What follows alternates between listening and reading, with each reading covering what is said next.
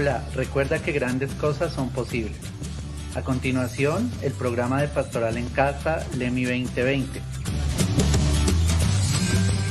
Protocolo para la conexión virtual. Primero, cuida tu presentación personal, tu entorno de trabajo y la estética es clave. Segundo, sé puntual. Verifica tu conexión 5 minutos antes de la hora acordada. Tercero, ubícate para la conexión. Prepara un espacio que sea adecuado y sin interrupción. Cuarto, sé propositivo. La dinámica es tan interesante como tú quieras y si participas. Quinto, toma nota y cumple. Si durante la reunión adquieres acuerdos, agéndalos y sé diligente en cumplir.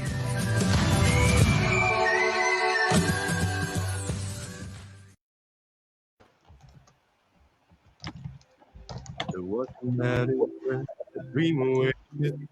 Left his life behind. He followed the spring in the new world. Freedom, poverty. Los departamentos de orientación pueden usarlos para que hacen y desarrollen las estrategias brindadas por cada uno de los psicoorientadores de las distintas divisiones. Es de gran importancia que en la familia tengamos confianza con nuestros hijos para abordar temáticas relacionadas con la sexualidad. Esto con el fin de prevenir situaciones que puedan llegar a afectar su desarrollo integral. Es por esto que a continuación los invitamos a que conozcan las temáticas que se desarrollarán en la información que se les enviará. En concordancia con el horizonte educativo institucional del Liceo Hermano Miguel Lasalle, el Departamento de Psicoorientación desarrolla el Proyecto de Educación para la Afectividad y la Sexualidad. Este proyecto pedagógico tiene como finalidad contribuir a la formación integral y al desarrollo de competencias básicas para la toma de decisiones responsables, autónomas e informadas sobre el propio cuerpo, basadas en el respeto a la dignidad de todo ser humano, la igualdad social y la valoración positiva de la sexualidad.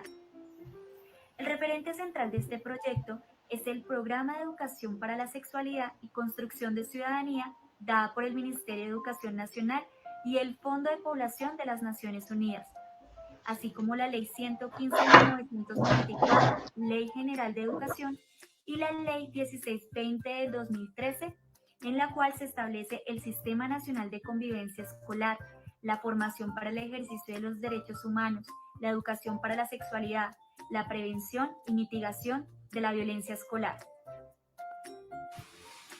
El Departamento de Psicoorientación los invita a conversar, establecer límites y aventurarnos hacia una vivencia responsable de la sexualidad infantil. Hablar de sexualidad facilita mayor libertad y confianza en la comunicación con nuestros hijos, en especial previniéndolos ante situaciones que les resulten incómodas y reduciendo las probabilidades de que sean vulnerados o maltratados. Recordemos que en la tercera división concebimos la sexualidad como las maneras de pensar, sentir y decir que tenemos los seres humanos para identificarnos como hombres o mujeres, niños o niñas o de otras maneras. Es natural que a partir de los 5 años empiecen preguntas por las diferencias entre ambos géneros y el interés por explorar el cuerpo. A los 7 años estaremos más propensos a preguntas frente al amor o las parejas. Intentemos responder siempre a las preguntas sin extendernos en nuestras respuestas. Para un poco más de orientación, no olvides ver la presentación de Genially que compartí en sus correos. La sexualidad es una parte normal, saludable y natural de quienes somos como seres humanos a través de cada una de las etapas de nuestra vida. Y cada una de esas etapas trae cambios significativos.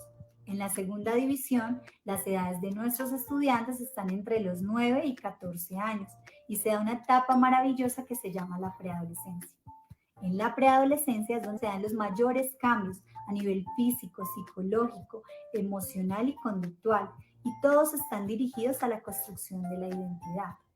Cada uno de nuestros estudiantes tiene su propio proceso de maduración y cada uno llegará antes o después a esta etapa, dependiendo de sus características genéticas. Es por eso, apreciados padres de familia, que queremos invitarlos a que compartan con sus hijos este material de psicoorientación, que tiene temas muy importantes como la preadolescencia y todos estos cambios que se dan, la autoestima y recomendaciones para mejorar la autoestima en nuestros hijos, el uso adecuado de redes sociales y la expresión y manejo de emociones. Particularmente en la primera división, se vive la recta final del proceso formativo y académico de los estudiantes del liceo, que va desde grado octavo hasta grado undécimo.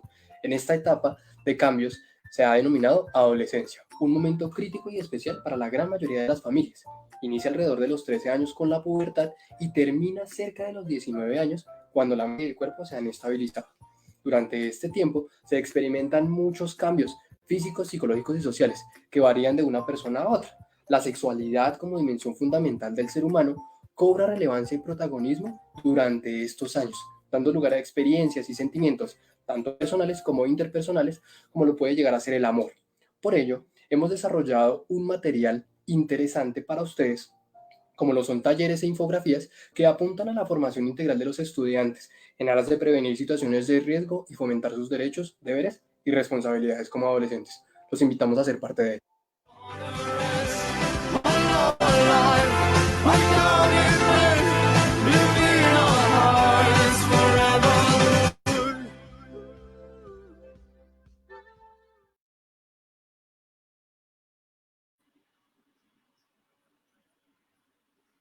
Buenas tardes para toda la comunidad educativa del Liceo Hermano Miguel Lasalle.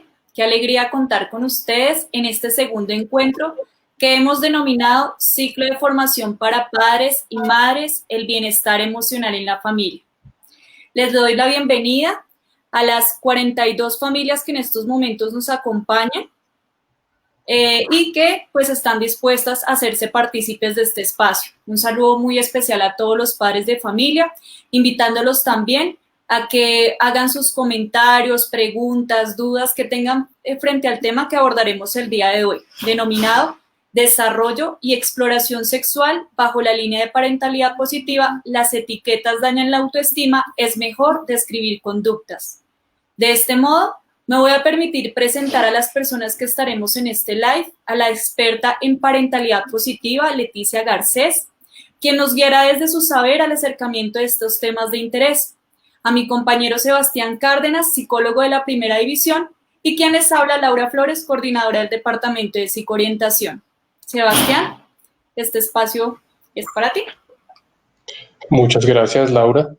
Bueno, realmente es muy importante el desarrollo de este espacio y estoy bastante complacido con las familias que hacen parte y nos pueden acompañar en este momentico. Creo que apostarle a la educación para la sexualidad con los muchachos, apostarle al conocimiento y al entendimiento de las diferentes experiencias del desarrollo con nuestros muchachos, pues realmente es apostarle a la mejor calidad de vida, realmente es apostarle al tener una vivencia de la sexualidad sana, responsable y dar apertura para poder mejorar diferentes comportamientos en casa, para poder tener mucha más confianza en cada una de las experiencias que vamos viviendo día a día y por qué no, el darle un voto positivo a esa adolescencia, a ese proceso de adolescencia al que muchas familias tanto le tememos. Entonces, pues siendo así, me complace mucho presentar a Leticia Garcés, pedagoga de la Universidad de Navarra, una mujer que ha dedicado pues su educación viendo en un posgrado de educación emocional y bienestar de la Universidad de Barcelona. Algo bastante interesante es los conocimientos que ha podido pues encontrar en el Magíster de Inteligencia Emocional y estudios en neuroeducación que ha podido llevar a cabo. Entonces, bueno, creo que es una persona bastante idónea para poder acompañar y dinamizar este espacio. Te doy la bienvenida. Muchísimas gracias a los dos por estar aquí conmigo compartiendo este espacio y a todas las familias que también nos acompañan en el día de hoy. Un tema bastante interesante y a la vez también algo delicado de tratar porque tiene mucha relación la educación que hemos recibido de niños y de niñas para entender cómo responder a situaciones que se van dando en la medida que nuestros hijos e hijas se van desarrollando. Así que, si os parece, yo hoy no voy a compartir ningún material porque quiero bueno, pues hacer una charla diferente a la anterior, una charla donde en realidad quiero saber cuáles son las inquietudes que tú tienes. Así que, por favor, si tienes alguna inquietud con respecto a la temática de hoy, sí te pido que la vayas escribiendo en el chat, porque de esa manera yo voy a poder adaptarme lo mejor posible a ese interés que tú traes a la charla de hoy. De educación sexual, de educación afectivo-sexual, de educación emocional. Podemos hablar mucho y podemos tratar muchos temas, pero lo importante es la inquietud que tú tienes. Así que, por favor, si tienes alguna inquietud, algún interés, alguna pregunta de primeras, escríbela en el chat para que yo pueda tenerla en cuenta. Pero bueno, en lo que tú vas pensando todo esto, yo te quiero hacer algunas preguntas, ¿de acuerdo? Vamos a hablar un poquito de educación para luego acabar hablando de educación afectivo-sexual. Bien, lo primero que te quiero preguntar es si me encantaría que fuera una charla interactiva donde utilizáramos el chat para poder responder y poder un poco vivir pues un encuentro dinámico, ¿sí? Lo primero que te quiero preguntar es algo tan sencillo como lo siguiente. Si pongamos este ejemplo, ¿sí? Si un día está tu hijo o tu hija, pongamos una edad, 6, 7, 8 años, en el salón de casa, tranquilamente, viendo la tele, relajado, cómodo, y de repente llegas y ves que se está metiendo el dedo a la nariz, pregunto, ¿cuál sería tu primera reacción?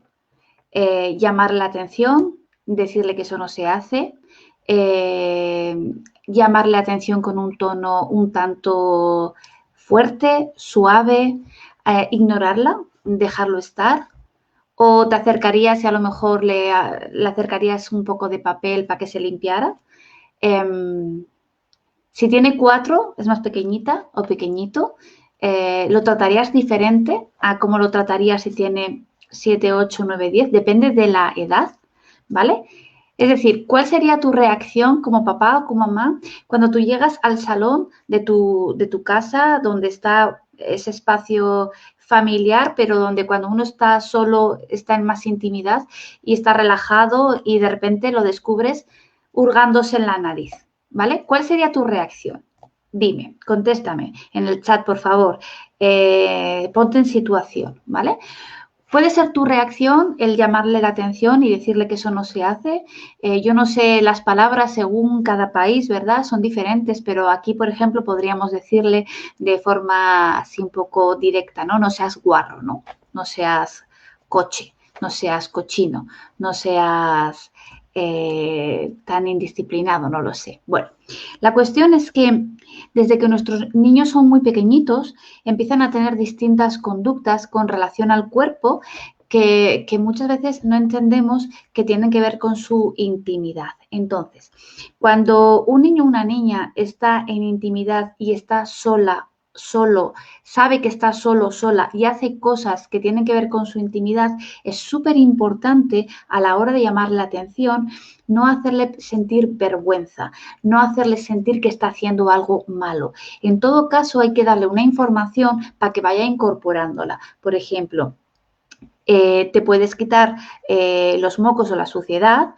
pero no con el dedo. Te voy a dar un papel para que te puedas limpiar bien y para que puedas hacer realmente, pues puedas tener una higiene de tu cuerpo de forma también no solamente correcta, ¿no? Sino la mejor forma de tener pues una relación con tu cuerpo y cuidarte y saber cómo te tienes que limpiar y de qué manera lo tienes que hacer.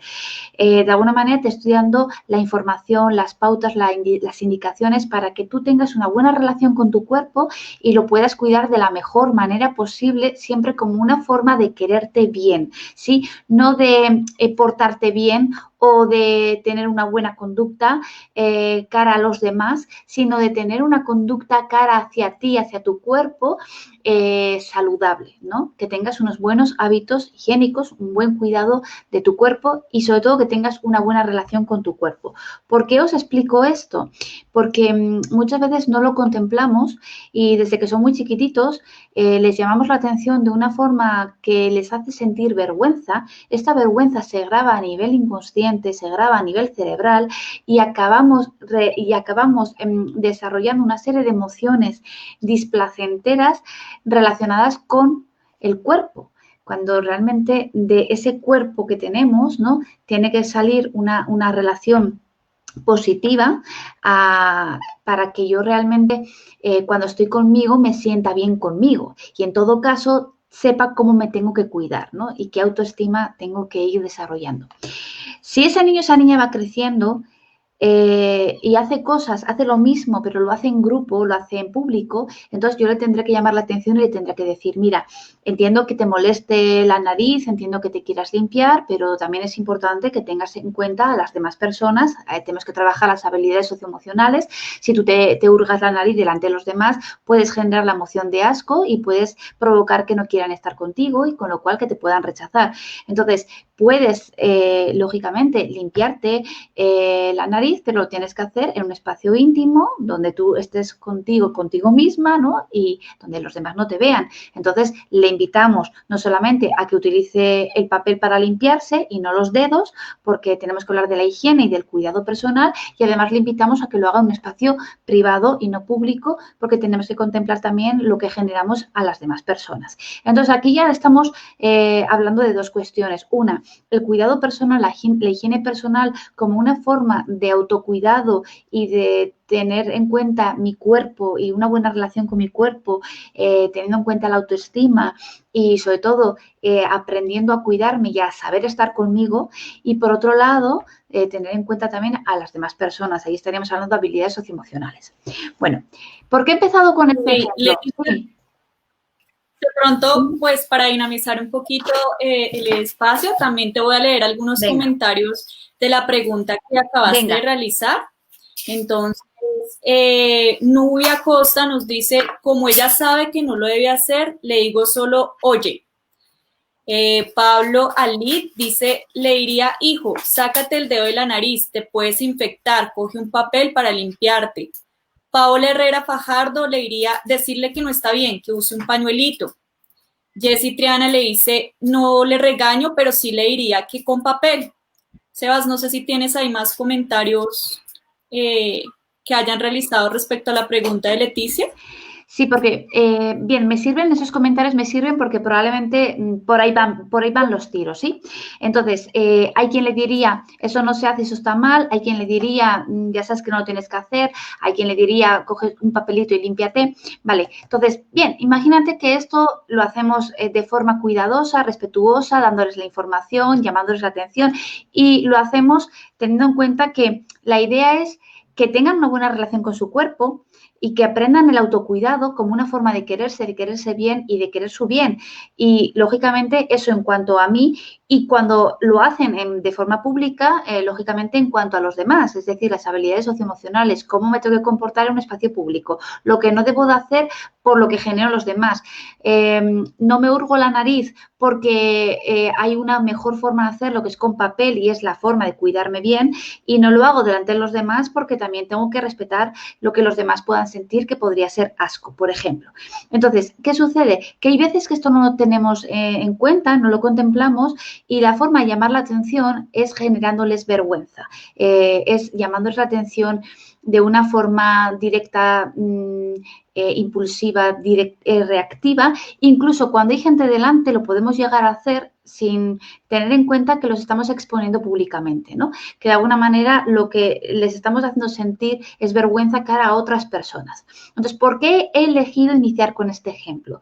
Porque los niños empiezan a explorar su cuerpo cuando son muy pequeñitos, por ejemplo, la nariz, las orejas, el pelo, pero luego ya empiezan a descubrir que hay otras partes del cuerpo que también les llaman la atención y que les gusta tocarse y que además a veces descubren que al hacerlo también sienten placer.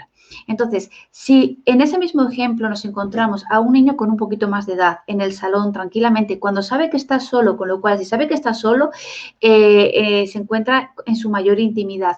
Y en lugar de hurgarse la nariz, vemos que se está hurgando cualquier parte o tanto el pene o la vagina, y yo llego en ese momento, ¿cómo voy a reaccionar? Le voy a llamar la atención, le voy a decir que eso no se hace, que eso está mal, le voy a decir que no se puede tocar o le voy a decir que sí lo puede hacer, pero no ahora, en otro momento, ¿qué es lo que está haciendo? ¿Qué es lo que voy a hacer? Pues mi respuesta va a depender de cómo yo estoy interpretando esa situación, porque en realidad es muy parecida a la situación anterior. es tan parecida como hurgarse la nariz, es hurgarse sus partes íntimas, su vagina o su pene. Entonces, la respuesta del adulto debería de ser la misma. Entonces, yo te tengo que decir dónde lo puedes hacer y cómo lo tienes que hacer para que la relación con tu cuerpo sea positiva. Es decir, si tú vas a tocarte o el pene o la vagina, lo tienes que hacer en un espacio más privado, porque el salón quizás es un espacio más familiar y esto es algo que lo tienes que hacer en un espacio privado y lo tienes que hacer también con cierta higiene. Entonces, igual que te pido que te hurgues la nariz con papel o que te laves las manos antes o después, la higiene es importante, hoy más que nunca por el COVID, pero siempre lo ha sido. Y si te vas a explorar tus partes más íntimas, también tienes que mirar la higiene y el espacio. Cuando yo hago esto, lo hago aportándole a mi hijo la naturalidad que en realidad tiene esa situación, que es de pura exploración. Y cuido mucho lo que le hago sentir. Tengo que tener mucho cuidado el no hacerle sentir vergüenza, porque realmente lo que está haciendo no es malo ni está mal, sino que en todo caso la forma en la que lo está haciendo va en contra del autocuidado.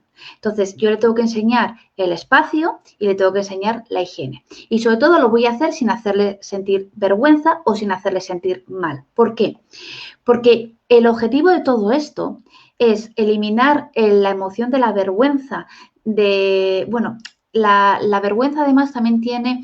Es una emoción, ¿no?, que nos hace escondernos y taparnos, ¿no?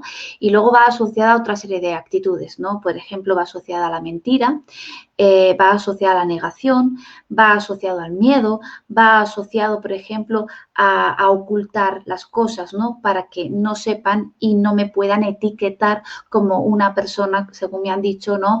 A lo mejor aquí utilicemos la palabra guarra, por ejemplo, ¿no? Entonces, ¿por qué pongo estos dos ejemplos? Porque cuando hablamos de educación afectivo-sexual y nos referimos a la adolescencia,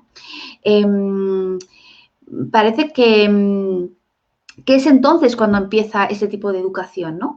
Pero con los niños y con las niñas que tienen sus 4, 5, 6 años, tenemos que empezar a trabajar estos temas, pero desde cómo reacciono yo a ese tipo de conductas. Es decir, todo lo que el niño y la niña hace con respecto a su cuerpo, a la exploración, que primero se hurga la nariz, se explora la nariz, ¿no? Y después se explora cualquier otra parte del cuerpo, ¿no? Y acaba explorando la vagina o el pene, ¿sí? Cuando es así, yo tengo que tratarlo con naturalidad porque realmente es totalmente normal que el niño quiera descubrirse y de alguna manera le tengo que explicar cómo lo tiene que hacer para que lo primordial, que estamos hablando que es el autocuidado, sea realmente lo que destaquemos, ¿no? Lo importante es que si tú vas a explorarte, lo hagas con la mayor higiene posible y en un espacio íntimo donde también las demás personas pues no estén presentes porque eso no les corresponde a ellos verlo, sino que es una cuestión tuya. La intimidad es importante y la higiene también. Sobre todo estamos cuidando lo que le hacemos sentir, el no hacerle sentir vergüenza por algo que realmente es completamente natural. ¿Y por qué cuidamos estos detalles? Porque aquí empieza realmente la educación sexual, llamando las cosas por su nombre. Si yo tengo dificultad con estos temas, ¿no?, y a nivel personal me cuesta hablar de ello, probablemente en lugar de llamar a las cosas por su nombre, les pondré otros nombres un poquito más suaves para suavizar la cosa. Entonces, es curioso porque para nombrar la nariz o la oreja no tengo ningún problema. Yo le digo a mi hija, límpiate la nariz y cuidado, límpiate las orejas. Y no tengo ningún problema. Lo hablo con claridad, rotundamente y sin ningún tabú. Sin embargo, para referirme al pene o la vagina, utilizo otro tono, otras palabras, suavizo un poquito las cosas y en el fondo el mensaje que estoy enviando es que esas partes del cuerpo son diferentes, ¿sí?, a la nariz o a la oreja. Entonces, cómo yo trato los temas también tiene que ver un poco con la educación que yo he recibido. Si la educación que yo he recibido ha sido tabú, entonces me va a costar mucho hablar de todo esto, poner el nombre que le corresponde. Cuando hablamos de nombrar a las cosas tal y como son, es realmente nombrarlas y utilizar un tono completamente natural. Y por otro lado es qué genero yo en mis hijos o en mis hijas cuando les tengo que llamar la atención. Entonces, hasta aquí me gustaría saber un poco lo que piensas. Estamos hablando de autocuidado como punto número 1 para poder luego abordar lo que es la educación afectivo-sexual, porque del autocuidado desarrollamos una relación positiva con el cuerpo. Mi cuerpo es mío, yo lo exploro, yo lo conozco, yo lo descubro, me gusta más, me gusta menos, hay cosas que hago que me gustan, hay cosas que hago que no me gustan, pero todo eso lo vivo en intimidad, con autocuidado, de forma higiénica y todo eso entendiendo que no es algo malo ni que está mal, sino que es algo que lo tengo que hacer de una forma que me están enseñando mis papás a hacer. Ahora, ¿qué sucede? Si yo para educar todo esto genero vergüenza, genero miedo, me voy a convertir como mamá o como papá, me voy a convertir en un estímulo negativo que cuando aparece hace que el niño se tenga que esconder porque la idea que tiene es que lo que está haciendo está mal y es malo y eso le convierte en alguien malo cara a los papás. Entonces, lo que voy a estar generando es que lo escondan, lo oculten, me mientan y cuando lo hagan, porque lo van a hacer de igual manera, cuando lo hagan se sientan mal haciéndolo.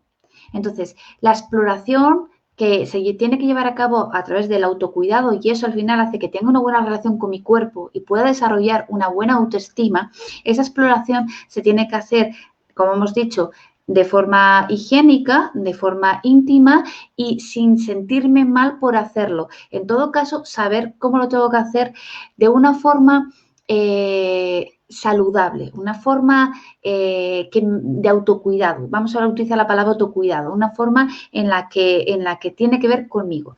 ¿Y esto por qué es importante? Porque los niños y las niñas van creciendo y van desarrollándose. Y si esta naturalidad de la que estamos hablando no se la ofrecemos en la familia, van a necesitar encontrar respuestas de muchas preguntas que tienen fuera del entorno familiar. Y hoy en día Internet está accesible a ellos y no tienes más que poner una palabra en Internet para encontrarte un montón de información que nadie puede controlar. Y no basta con que yo le diga no veas o te quito el móvil o te quito el ordenador, porque si no tengo ordenador, tengo móvil y si no tengo tablet, y si no tiene mi hermano y si no tiene un amigo, y si no me voy a un ciberchat y entro y veo la información. La información está accesible, es gratuita. Se sabe hoy en día que los niños y las niñas a partir de 9 años tienen acceso, la gran mayoría, a no solamente a tener un móvil, sino a un móvil conectado a Internet. Y se sabe que muchos menores, ellos y ellas están consumiendo pornografía. Entonces, ¿por qué están consumiendo pornografía a unas edades tempranas? Estamos hablando de niños y niñas sin desarrollar todavía a nivel cerebral, están consumiendo pornografía porque lo tienen accesible. Y esa pornografía está ahí, a su alcance, sin que podamos controlarla, sin que haya ninguna legislación ni nada que esté limitando esos contenidos. ¿Por qué consumen ese contenido? Pues porque es accesible, es gratuito, está muy poco limitado y responde a inquietudes que tienen. Entonces, todo ese consumo, todo lo que entra por los ojos y por los oídos, construye la identidad de los niños y de las niñas. Entonces, yo me tengo que preguntar, si tengo dificultad para limitar todo ese consumo, tengo que empezar desde casa, respondiendo con naturalidad a situaciones de exploración, no solamente sexual, sino de exploración corporal. Cuando el niño o la niña está explorando su cuerpo, la respuesta tiene que ser natural, centrada en el autocuidado y sin generar vergüenza, porque la vergüenza viene acompañada de otro tipo de reacciones, actitudes o emociones, como hemos dicho, el miedo, la mentira, ¿sí? la ocultación y luego la culpa, ¿no? Porque cuando hacen algo que están aprendiendo que está mal, entonces la culpa que sienten les impide realmente tener una relación saludable con su cuerpo, ¿vale? Hasta aquí. ¿Hay alguna pregunta? Sí, Leticia, yo creo que algo que se relaciona mucho con el espacio de la tercera división de los chiquitos del colegio viene a ser una preocupación de los padres. En este momento nos la refiere Ana María Beltrán, ella es la psicoorientadora de los chiquitos y tiene que ver con esa exploración, pero ya no cuando es solamente entre ellos mismos, sino cuando ya la exploración empieza a surgir entre los pares. Entonces, digamos que sí hay bastante preocupación por ver cómo los chicos empiezan a explorar su sexualidad, sus genitales, su genitalidad como tal, entre los mismos chicos y pues algo importante ahí la preocupación se da también cuando esa exploración es entre el mismo género. ¿Cuáles, digamos, que podrían ser aquellas impresiones un poco más saludables frente al tema para poder generar una guía a los papás, a los chiquitos, y pues claramente que la exploración sea muy natural? Sí, entiendo. Yo lo tengo clarísimo y yo no sé si conocéis, quizás lo habéis trabajado, el cuento de Kiko. La manita de Kiko, ¿os suena que lo hayáis trabajado en algún momento?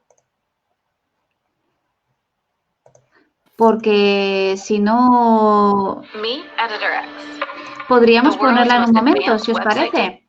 Sería Me parece que sí. interesante. Venga, mira, os lo voy a poner en un momento.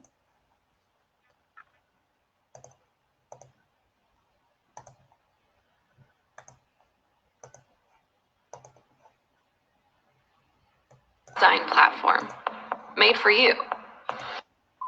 La regla de Kiko y la mano. ¿Puedo tocar tu cabeza? ¿Puedo tocar tu nariz? ¿Puedo tocar tus manos? ¿Y puedo tocar dentro de tu ropa interior? Nadie puede tocar tu cuerpo. Si una persona lo hace, cuéntaselo a tus padres. Di, no quiero. Vale. Vale, volvemos. Bien, volvemos, ¿verdad? ¿Se ha podido ver, verdad? Sí, sí, se ha visto. Vale, perfecto. Bien, he puesto este vídeo para responder a la cuestión que me has hecho y luego para ir un poquito más allá. Aquí, bueno, varias cuestiones muy interesantes. Una, hemos dicho, por un lado, el abordar la situación desde el autocuidado y desde el sí puedes hacer lo que estás haciendo porque es exploración, pero yo te voy a enseñar cómo lo tienes que hacer, con qué higiene, de qué manera y en qué espacio, porque estamos priorizando el autocuidado, que lo hagas, pero de qué manera, y el que lo hagas en intimidad, porque también hay que tener en cuenta las demás personas, estamos hablando de habilidades socioemocionales, es decir, no hacer nada delante de nadie que le pueda generar asco o que le incomode o que le desagrade. Esto es por un lado, esto tiene que ver conmigo, yo y mi cuerpo, mi autocuidado y la relación positiva con mi cuerpo, sin generar vergüenza, sin generar miedo ni ningún tipo de emoción que nos genere rechazo y que nos lleve a mentir. Pero a esto hay que ir sumándole lo que son los límites. Y cuando hablamos de límites, hablamos de que igual que una pauta es cómo lo voy a hacer de forma higiénica y de forma íntima, entiendo que yo puedo tocar mi cuerpo porque es mío y me enseñan cómo hacerlo, cómo tocarme y cómo tocarme de una forma también cuidadosa, ¿no? Y igual que esto lo aprendo, también tengo que aprender que cada uno se toca su cuerpo, pero no tocamos el cuerpo de los demás. Y esto es algo que no solamente hay que enseñarlo, sino que hay que facilitar que lo aprendan. Es que es diferente enseñar algo y lograr que lo aprendan. Entonces, porque yo lo diga, porque yo lo explique, porque yo ponga normas y porque yo esté muy pendiente, pues no quiere decir que la curiosidad que ellos tienen les permita realmente cumplir con esas normas que yo pongo. Entonces, voy a tener que estar muy pendiente. Entonces, me voy a encontrar en más de una ocasión niños y niñas en esa exploración que tiene que ver con el juego, con la curiosidad. El propio juego hace que se estimulen unos a otros, generen interés por conocer y entonces siempre yo voy a ser la que viene a romper con un momento de juego, la que viene a romper con un momento de curiosidad, con lo cual yo me voy a convertir en ese estímulo negativo, en esa posible amenaza. Pero no importa, yo tengo que seguir respetando, digamos, el proceso de aprendizaje. Igual que le llamo la atención y lo hago sin generar vergüenza y lo hago poniendo el foco en el autocuidado y en las habilidades socioemocionales, es decir, el cuidar lo que hago sentir a los demás, también tengo que estar trabajando los límites, de que si veo que alguien pasa el límite y por la curiosidad y el juego quiere explorar el cuerpo de otro niño o niña, yo tengo que estar también pendiente, cuidando eso sin generar vergüenza ni hacer sentir mal. El quid de la cuestión o la clave principal es que yo trate esto con tantísima naturalidad, entendiendo que la curiosidad y el deseo de jugar me lleva a explorar el cuerpo del otro o de la otra y también mi propio interés me lleva a explorar mi cuerpo.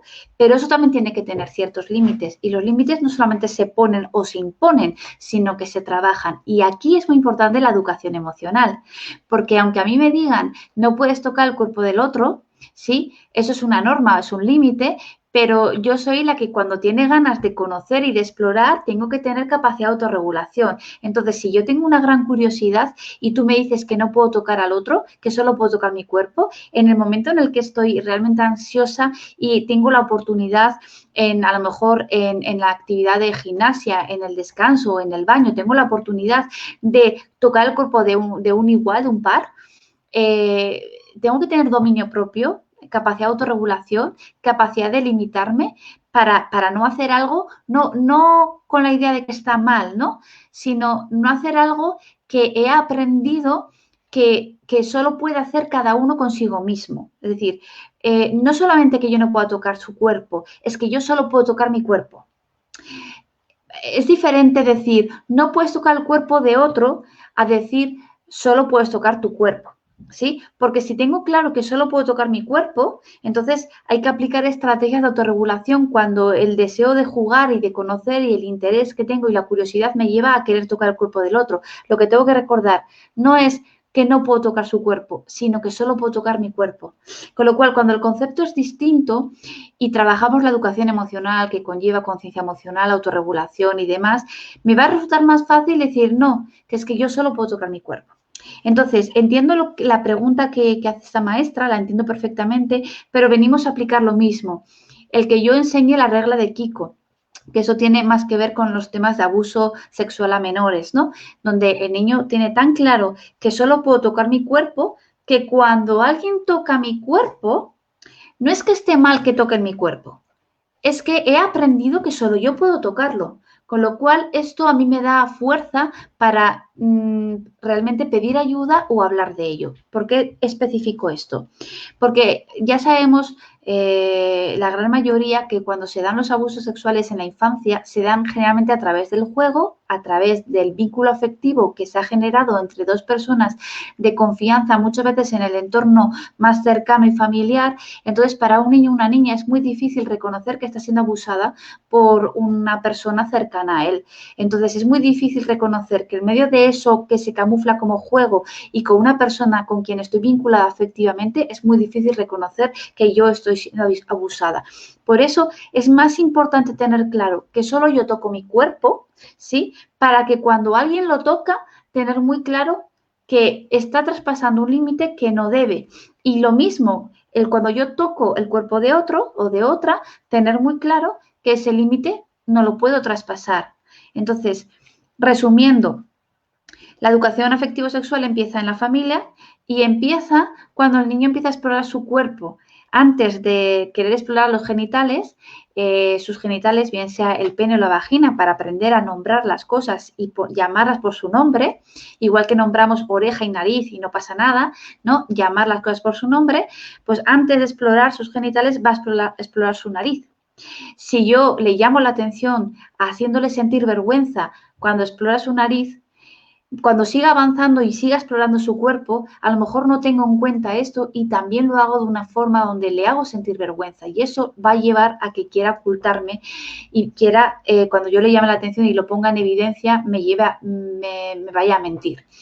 Entonces, vamos avanzando. Luego está mi cuerpo y está el de los demás, ¿no?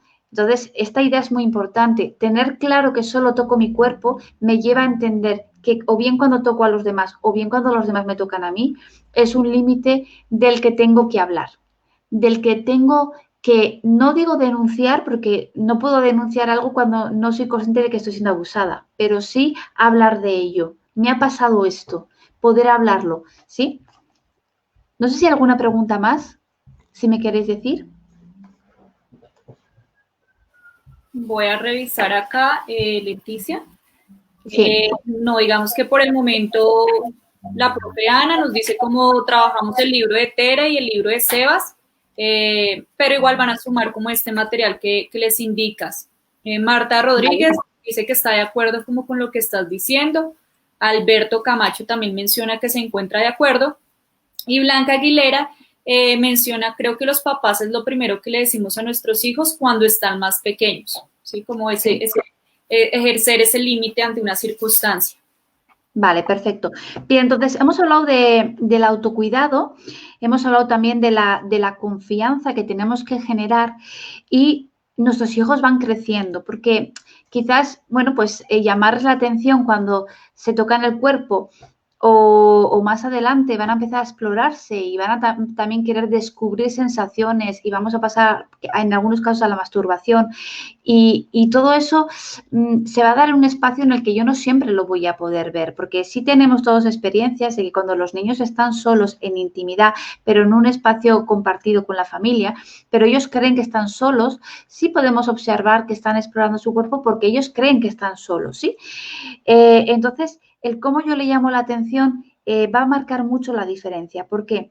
Porque ese niño, esa niña va a ir creciendo y va a ir aumentando su curiosidad que en muchas ocasiones van a buscar en fuentes inadecuadas saciar esa curiosidad. Por eso es tan importante que los padres y las madres vivamos esto con naturalidad porque aunque no nos lo pregunten todo, el poder hablar de ello, por lo menos, va a generar conversaciones que van a sumar también a toda esa información que ellos van a querer ir recopilando, ¿no? Entonces, el entender que vamos a ser una fuente más de tantas que van a consultar, no vamos a ser los únicos, pero vamos a ser una fuente más. Si somos una fuente más, pero somos una fuente de información y a lo mejor de buenos consejos, pues eso que suman a lo que van buscando fuera del hogar y de la familia. Entonces, nuestros hijos van a ir creciendo, entran en una etapa preadolescente, una etapa adolescente y empiezan a relacionarse, a interactuar, a socializar y empiezan las primeras relaciones o las primeras digamos, relaciones íntimas con otras personas y ahí no siempre vamos a poder estar para aconsejar o a veces vamos a tener la sensación de que llegamos tarde. Con lo cual, para mí es súper importante sumar a la autoestima, que la autoestima se va generando teniendo en cuenta cómo le llamo la atención a mi hijo, si le hago sentir mal, le hago sentir vergüenza, ¿no? En cuestiones que tienen que ver con su cuerpo, ¿no? Voy protegiendo la autoestima, ¿no? Y también voy protegiendo el vínculo afectivo y la confianza para que busquen en mí también, me vean como una fuente de información, ¿no? Pero en la medida que mis hijos van creciendo, aparte de la autoestima, del vínculo afectivo y de la confianza que yo voy generando con ellos, voy a necesitar o sea, voy a tener que aceptar que hay muchas cosas que yo no voy a poder evitar y que cuando ya han metido la pata es que me voy a dar cuenta de lo que ha pasado. Y entonces me va a tener que perdonar muchas veces el no haber visto algo a tiempo, el no haberme dado cuenta, el no haber observado o el no haber interpretado algunas señales, ¿no? A tiempo, porque de repente ya tengo el problema delante y claro, ahí el sentimiento de culpa que puedo tener como madre y como padre porque no he podido protegerlos, ¿no? Va a ser muy grande. Entonces, también tengo que aprender a confiar que todo lo que he hecho hasta los 12 años, te hablo de 12 años, que es una edad de influencia, ¿no? Bastante directa, a partir de los 12 años influyo menos, ¿no? Todo lo que yo hago hasta los 12 años es con lo que ellos van a tener que sobrevivir después de los 12. Cuando yo ya no puedo influir directamente, voy a tener que confiar que todo lo que he sembrado hasta los 12 años está en su mochila, en su historia de vida y que con eso también van a poder contar ellos. Entonces, ¿qué es lo que necesito? ¿En qué necesito confiar? En que mis hijos van a saber elegir bien aquellas personas que les hacen bien. Van a saber elegir personas que les aman bien. Y esto es importante. Ellos les va a tocar elegir con qué personas realmente se sienten valorados, queridos, protegidos, bien tratados. Entonces, ¿Cómo hacemos para que ellos elijan una pareja que les trata bien? ¿Cómo hacemos para que ellos elijan una amistad que les hace realmente, les valora como son? ¿Cómo hacemos para que ellos no toleren maltrato, no toleren humillaciones, no toleren abusos de todo tipo? ¿Cómo lo hacemos? Bueno, pues es muy importante que cuando en las casas, en las familias se generan discusiones y en un momento en el que los padres y las madres no cuidamos el tono, la manera, el cómo les llamamos la atención, ¿no? Es muy importante que trabajemos continuamente la restitución del vínculo. La restitución del vínculo, ¿qué significa? El reconocerle a mi hijo o a mi hija que lo que le he dicho, que como le he hecho sentir, la etiqueta que le he puesto, cómo le he llamado, cómo le he tratado, todo eso que le ha hecho sentir mal, eso tiene que ver conmigo y no con él o con ella. Es decir, si yo te he etiquetado en un momento dado, ¿no? Y en lugar de darte la información o de describir la situación o de hablar contigo sobre lo sucedido, si en lugar de eso te llama la atención haciéndote sentir mal, te he avergonzado en público, te he expuesto públicamente, he hablado cosas tuyas con otra persona que son íntimas y que tú no querías.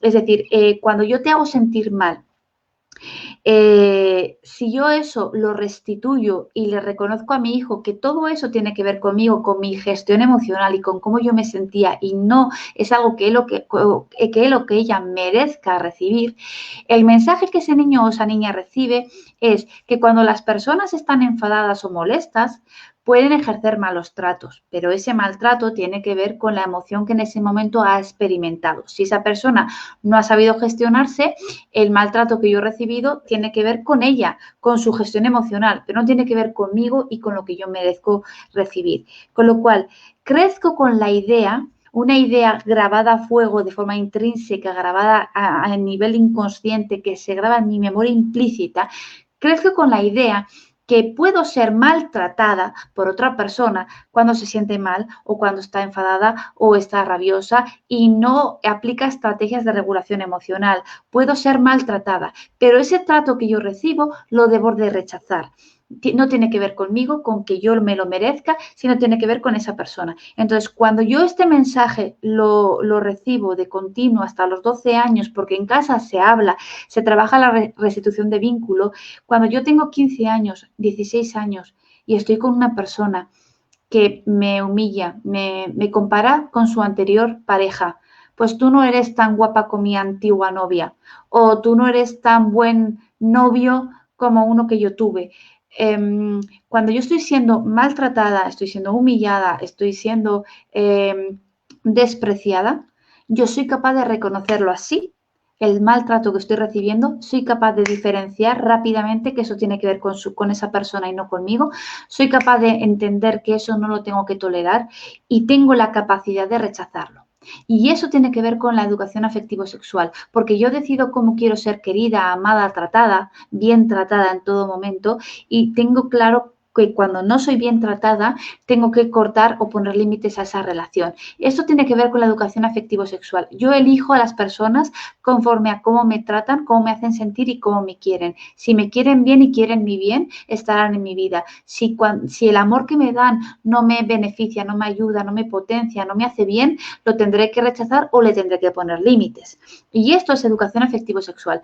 Muchos jóvenes, ellas y ellos, necesitan saber cómo poner límites a ciertas relaciones que se han ido intoxicando y no se están beneficiando unos a otros. Entonces, reconocer que lo que me hace sentir la otra persona tiene que ver con él o con ella y es algo que yo no merezco, para poder poner límites a esas relaciones, eso tiene que ver con la autoestima y tiene que ver también con el autocuidado. ¿Sí? Yo me sigo cuidando, marcando límites a otra persona que entiendo que lo que me da tiene que ver con su mala gestión emocional, por ejemplo, ¿sí?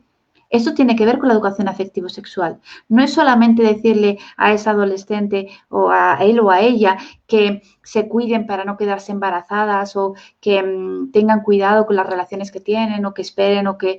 No es darle indicaciones de cómo tienen que vivir su sexualidad porque... no es que llegamos tarde, sino que nuestra capacidad de influir es inferior a la que teníamos cuando tenían menos edad. Con lo cual, por mucho que tú le des buenos consejos, esos buenos consejos no van a llegar con la con la energía o la capacidad de influir que hubieran llegado cuando eran más pequeños. ¿Sí?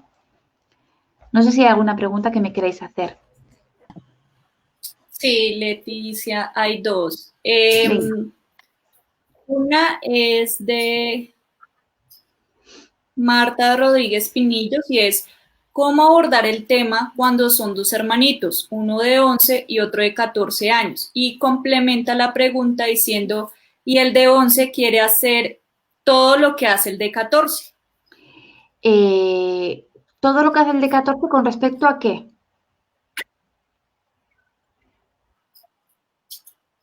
Supongo que imitar comportamientos o acciones. Quiero decir, Sí, eso en principio no es ni bueno ni es malo, sino que si el pequeño siente admiración por el mayor porque tiene más capacidad para hacer ciertas cosas y entonces el que logre esas cosas genera admiración, pues yo tengo que entender que es completamente normal que quiera seguir el camino del mayor, ¿sí?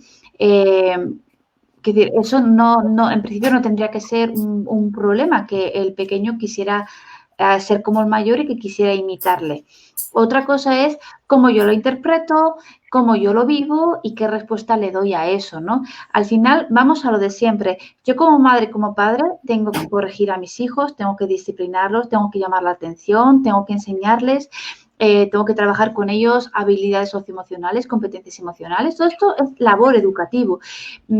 Pero el cómo lo hago marca la diferencia. La parentalidad positiva, lo veíamos la vez anterior, no es cómo hay que educar, ¿no? Educar de forma positiva, ¿no? Sino es analizar cómo he educado, cómo lo he hecho, cómo he corregido, ¿no? Analizar lo que ya está hecho y a partir de aquí valorar si la corrección que he llevado a cabo realmente potencia a mi hijo, le ayuda a madurar, le enseña realmente a manejarse a nivel emocional o, por el contrario, ¿no? Le hace sentir mal, le hace sentir vergüenza, lo humilla y le reprime emocionalmente. Entonces, por eso la restitución de vínculos es tan importante, porque me permite limpiar de alguna manera aquello que he manchado con mi explosión emocional. ¿Sí? O sea, al fin y al cabo todo se reduce a lo mismo. Educación afectivo-sexual está relacionado totalmente con la educación emocional, es decir, una cosa me lleva a la otra. Entonces, todo tiene que ver con cómo le hago sentir a mi hijo o a mi hija cuando le estoy llamando la atención o quiero que entienda algo o quiero que aprenda algo. ¿Cómo le hago sentir? ¿Le hago sentir miedo? Activo su amígdala y acaba protegiéndose de mí porque me convierte en una amenaza. ¿Le hago sentir vergüenza? Acaba entendiendo que lo que hace está mal y que no lo puede hacer, con lo cual cuando lo haga lo hará sintiéndose mal y culpable. ¿Cómo abordo las situaciones? Con naturalidad, ¿sí? Con tabús, con miedos, con inseguridades. Entonces, aquí estamos hablando de autoestima, de autocuidado y eso nos lleva a la educación afectivo-sexual. ¿Sí? Para que esos hijos, hijas, adolescentes sepan elegir a aquellas personas que les mejora como personas, que les potencia, no que les humilla, que les ningunea, que les rechaza, que les compara, que les hace sentir mal, ¿sí? Entonces, el objetivo es que tu hijo y tu hija, a partir de los 12 años, es cuando tú tienes menos influencia sobre él o sobre ella, sepan identificar cuándo están siendo maltratados y que ese maltrato tiene que ver con la falta de autorregulación de la otra persona. Cuando se identifican maltratados, sabrán más fácilmente marcar límites a la otra persona y de esa manera seguimos con el autocuidado. Sigan eligiendo cómo se quieren sentir, ¿no? Frente a otras personas. Ok. Sí, tenemos otra pregunta acá y es... normalmente un niño entrando en la etapa de adolescente quieren ser muy reservados. ¿Cómo de una manera natural abordar estos temas para generar la confianza? Vale, cuando son adolescentes llegamos un poco tarde. Nunca es tarde para mejorar la relación, nunca es tarde. Pero la confianza no se genera cuando ya son adolescentes. La confianza tiene que estar en la base desde que son pequeñitos. Por eso, si llega a una etapa adolescente y son reservados porque le pregunto y no me cuenta y se guardan muchas cosas, todo eso yo lo tengo que respetar y entender, confiando en que mi hijo o mi hija, cuando realmente me necesite, sabrá que puede contar conmigo. Yo soy una fuente más de tantas que va a estar consultando. A lo mejor directamente no me quiere preguntar algo, pero bueno, yo confío en que cuando realmente necesite ayuda, igual que consulta otras fuentes, en algún momento llegará a mí y yo podré darle un buen consejo, pero entiendo que a partir de los 12 años mi capacidad de influir sobre su desarrollo disminuye muchísimo, por eso yo tengo que asentar las bases antes de los 12 años siempre, y la educación emocional y la parentalidad positiva tienen que estar siempre en la base, en los cimientos, echando raíces, para que cuando lleguen los 12 años yo pueda estar bastante tranquila, entendiendo que aunque mi hijo aparentemente es reservado, es introvertido o es tímido, entiendo que eso es su forma de ser, su carácter, su forma de relacionarse ahora mismo conmigo, y eso no me preocupa, porque sé que cuando realmente me necesite me va a poder consultar, ¿sí? Entonces, todo empieza con ese niño de 5 o 6 años que se hurga la nariz, y que yo cuando se hurga la nariz tengo la oportunidad de llamarle la atención de forma muy directa, dura, o puedo hacerlo de una forma respetuosa y decirle: mira, cariño, veo que te estás limpiando la nariz con el dedo. Toma, te voy a dar papel para que te limpies bien, y es muy importante que tengas las manos limpias antes y después, ¿vale? Porque tu nariz es importante, la vamos a cuidar y vamos a procurar que no haya ninguna infección si utilizas los hábitos higiénicos que te estoy enseñando. Al día siguiente lo vuelvo a ver otra vez hurgándose la nariz. Está todo a gusto, relajado, en intimidad, cree que está solo y vuelve otra vez a hurgarse la nariz. Y yo le volveré a decir lo mismo de la misma manera, en el mismo tono.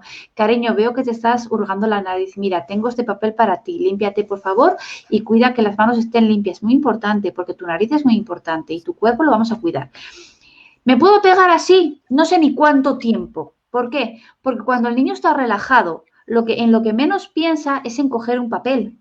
Está pensando en darse placer a sí mismo. Entonces, yo, entendiendo eso, le tengo que decir: no, que está muy bien que te limpies la nariz, que te rasques, está muy bien, pero lo vas a hacer de esta manera y de esta otra. Y cada vez que se lo tenga que decir, se lo diré de la misma manera, con el mismo tono, con la misma paciencia, con el mismo amor.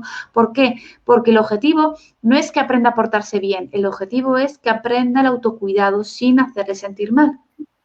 Y créeme, cuando esto se asienta en las bases, el niño y la niña aprende cómo lo tiene que hacer por cómo le he hecho sentir. Es decir, si yo le he hecho sentir bien llamándole la atención, o por lo menos no le he violentado, ¿sí?, él y ella acabará cogiendo papel para limpiarse la nariz. Pero quizás habrán pasado 2 años. 2 años, y de vez en cuando yo le tengo que recordar las cosas. ¿Qué pasa? Que si no tengo paciencia, le acabaré diciendo: otra vez estás con el dedo en la nariz, pero es que, ¿qué van a pensar tus amigos? Van a pensar que eres, y voy con la etiqueta otra vez. ¿Sí? Entonces, hay que empezar ahí. Ok, Sebas, creo que teníamos otra pregunta. Sí, Leticia. Y precisamente va en función del empoderamiento a los muchachos. La mamá Paola Herrera pregunta: ¿cómo empoderar a nuestros hijos para que estén en la capacidad de decir no, aun cuando tengan las presiones de los grupos, ¿no? Digamos que es algo que viene a jugar un papel bastante importante en el proceso de la adolescencia, cómo la sociabilidad incluso se monta por encima de muchas cosas que vienen a enseñar los padres, y toma más valor y más importancia muchas veces un amigo que lo que puede decir papá y mamá. Y en ese sentido, pues yo creo que es importante citar a la misma Leticia en lo que nos decía ahorita, con el tema del empoderamiento desde que son pequeños, ¿no? Esas directrices. ¿Qué podríamos decirle a esta mamita? Mira, yo tengo la respuesta muy clara. No sé si os va a gustar o no, pero para mí es la clave, ¿sí? Yo suelo diferenciar entre dar indicaciones y hacer peticiones. Una indicación está dentro de un hábito que necesito que el niño entienda y que colabore. Por ejemplo, todo lo que tiene que ver con la higiene, la alimentación, el sueño. Entonces, si yo le digo que por favor vamos a recoger los juguetes o nos vamos a ir a dormir, son indicaciones que, aunque no le guste, pues yo tengo que entender pues que le tengo que ir acompañando y ayudando a que haga el cambio de actividad, y si se enfada o se frustra, pues ir acompañando también esa explosión emocional. Son indicaciones que tienen que ver con procesos de aprendizaje que tengo que ir acompañando.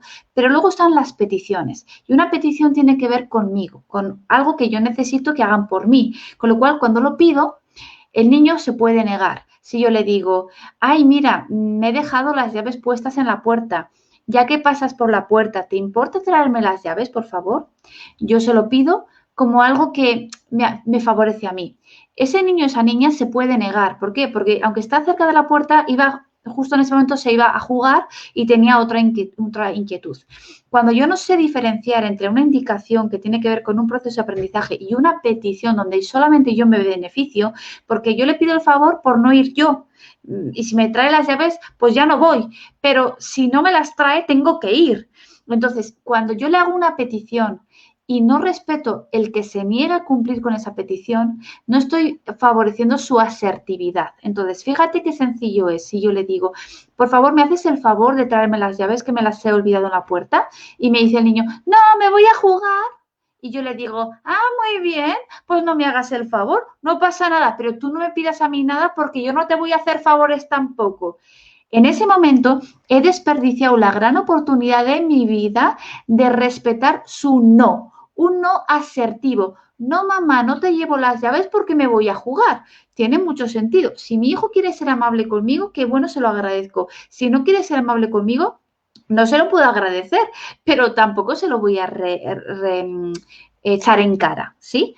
Con lo cual, si yo quiero que ese hijo o esa hija adolescente sepa decir no, habrá tenido que entrenar ese no a lo largo de los años en una relación vincular, afectiva, con los más allegados, que seremos su papá, su mamá, sus hermanos. Entonces, hay que aprender a decir no, diciéndolo y recibiendo el respeto, ¿no?, de los demás, para poder decir no a un igual sin que me sienta juzgada. Entonces, si diferenciamos entre una petición, que es un favor que yo le pido que me haga a mí, me favorece a mí, y una indicación que está dentro de un proceso de aprendizaje que tiene que ver con los hábitos y con la convivencia diaria, si yo lo diferencio, estaré dándole la oportunidad a ese niño o niña de entrenar su asertividad y decir, no, no quiero, ahora no me apetece.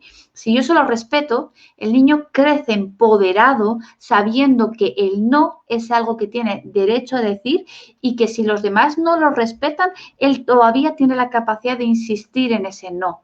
Y ahí tienes la respuesta. Sencillísimo. Bien, Leticia. De pronto acá también nos hacen otra pregunta y es ¿cómo generar la confianza de contar conmigo? En este caso, la mamá Cristina menciona que tiene un hijo de 8 años. ¿Cómo genera, digamos, confianza en un niño de 8 años? La confianza no es algo que se genera, sino es más bien el resultado de un tipo de relación.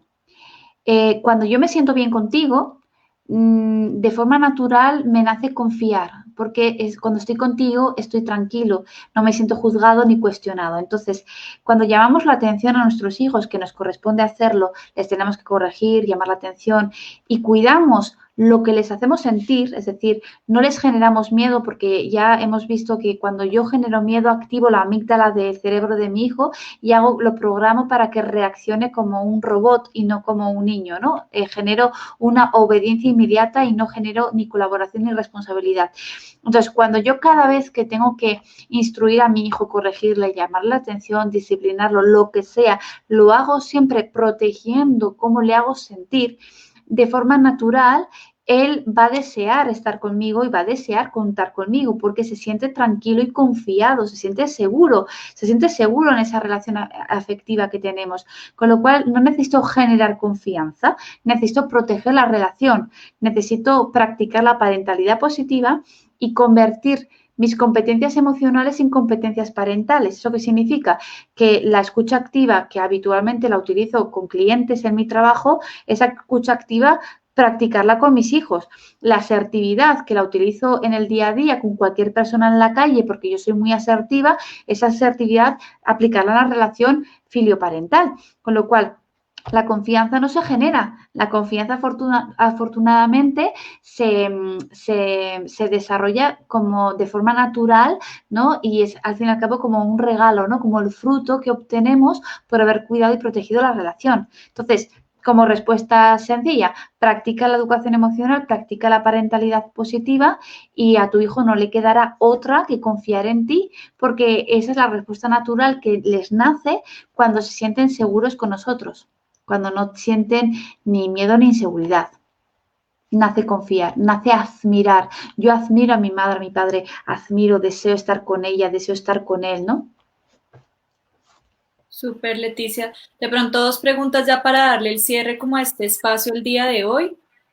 Una es de Jessy Triana, nos dice, cuando la exploración se da entre el mismo género, ¿cómo los papás debemos abordar el tema de la orientación sexual? Bien, realmente las respuestas vienen a ser las mismas, porque realmente todavía no estamos hablando de orientación sexual, estamos hablando de exploración. Entonces, realmente en la exploración soy yo y mi cuerpo. Otra cosa es cuando ya tenemos que abordar un tema de orientación sexual, ¿cómo lo vamos a hacer? Pero lógicamente si lo anterior lo hemos cuidado, ¿vale? El poder hablar de otros temas va a ser algo más fácil, más cómodo, más natural, donde nadie va a estar incómodo ni se va a sentir violentado, sino que va a ser como un tema más de los que abordar, pero lógicamente probablemente el niño y la niña tendrá otra edad o si acostumbramos a hablar de estos temas, pues tendrá cierta madurez o cierto lenguaje, ¿no? Es importante las palabras, cómo nombramos cada parte del cuerpo, ¿no?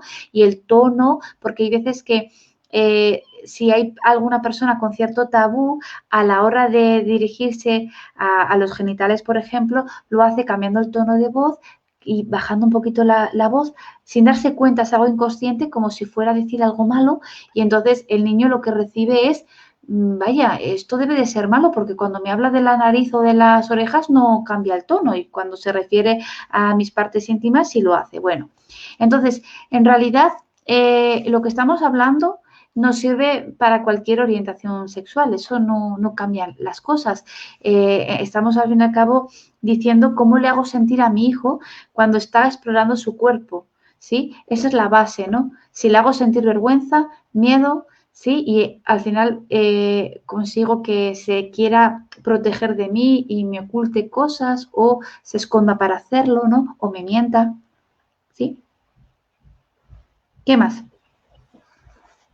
Bueno, Leticia, y acá hay, digamos que una última pregunta y creo que con esta podríamos dirigirnos a una gran cantidad de preguntas sobre el proceso de toma de decisiones de los adolescentes y no solamente de la toma de decisiones de ellos, sino de cómo los padres de familia reaccionamos ante las diferentes decisiones que van tomando ellos, ¿no? La pregunta dice, ¿cómo abordar el tema de la decisión de no tener hijos y pedir que se les apoye para realizar la cirugía al cumplir los 18 años? Considerando que pues, la madre considera que es una decisión muy prematura. Leticia, y te pediría el favor de profundizar un poquito en el tema de la toma de decisiones y cómo se interpreta de parte de los padres de familia, porque creo que no es la única decisión y la única opinión que los muchachos tienen, que va surgiendo pues a raíz de la experiencia, y siempre digamos que se encuentra una contraposición importante por parte de la cultura, de la misma sociedad y claramente de los principios rectores que vienen a formar la familia. Sí, nos referimos a interrumpir un embarazo, entiendo. No, a los 18, no. A pedir que se apoye para que la chica en este caso, al cumplir los 18 años, pueda realizar la cirugía para no tener hijos. En este caso podría ser la ligadura de trompas o en el caso de los hombres también. Vale, entiendo, vale. Esto es una decisión muy personal y es una decisión muy personal porque la maternidad es algo que no es un sentimiento o una emoción que una tiene, ni que todas las mujeres quieran ser madres, eso es cierto, pero sí que las mujeres en distintas etapas nos sentimos de distintas maneras. Entonces, lo que en una etapa concreta yo siento o yo deseo o yo quiero, puede que en otra etapa sí sea diferente. Entonces, lo que sí es muy importante es que nadie demos consejos para que se lleven a cabo, pero sí que antes de que esa persona tome una decisión, poder hablar con ella todo el abanico de opciones, ¿sí? Y que se tome la decisión que pueda ser reversible. Cualquier decisión que tomamos que es irreversible puede hacer que en otro momento de mi vida me genere muchísima frustración y que me arrepienta de haber hecho algo que en un momento dado pensaba y creía. Entonces, generalmente en el acompañamiento de este tipo de decisiones es un acompañamiento donde ayudamos a que la persona piense sobre todas las opciones que tiene y sobre todo el abanico de posibilidades que tiene y que a la hora de tomar una decisión tome la menos peor, ¿vale? O la que más puertas abiertas le deje, que no sea ninguna decisión drástica ni para siempre, porque lo que ahora pienso y creo de aquí a 5 o 10 años puede ser diferente y quizás ahí me pueda arrepentir. Entonces, para mí es fundamental que a la hora de tomar una decisión sea algo que pueda ser, a poder ser reversible, no irreversible, que pueda ser algo que me permita en otro momento de mi vida cambiar de opinión. Para mí eso podría ser una respuesta bastante respetuosa. Ok, Leticia, bueno, muchas gracias. Digamos que para darle el cierre a este espacio, agradecerte a ti por acompañarnos, por brindar esta charla.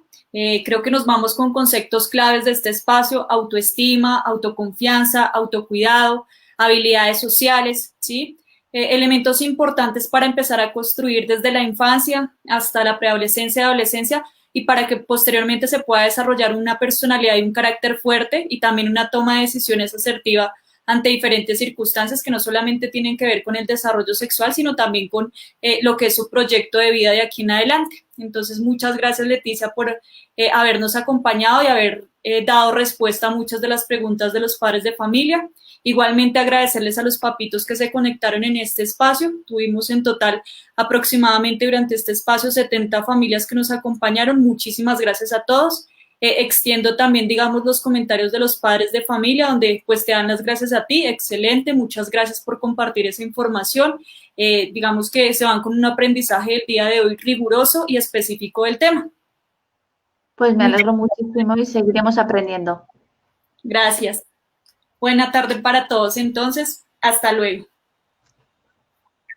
Feliz tarde para todos, Leticia, muchas gracias. Igualmente, gracias a ustedes.